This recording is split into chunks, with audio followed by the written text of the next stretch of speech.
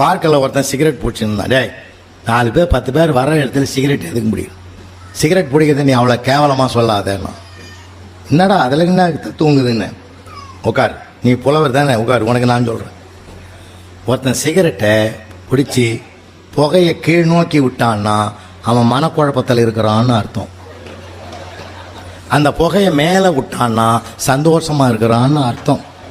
அந்த சாம்பலை தட்டாமலேயே கையில் வச்சிருந்தான்னா சிந்திக்கிறான்னு அர்த்தம்.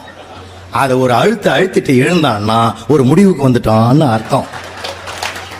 நான் சொன்னேன், திருக்குறளில் கூட உம்மா அர்த்தம் இருக்காது போல இருக்குதுரா, ஒரு சிகரெட்லையாடா உம்மா அர்த்தம் இருக்குது. நான் இனிமேல் யாரையுமே கேட்கவே மாட்டேன். அது உண்மைதானே? அதான் அனுபவங்களை படிங்க.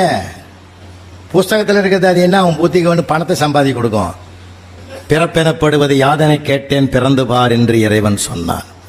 இறப்பெனப்படுவது யாதனை கேட்டேன் இறந்து பார் என்று இறைவன் சொன்னான்.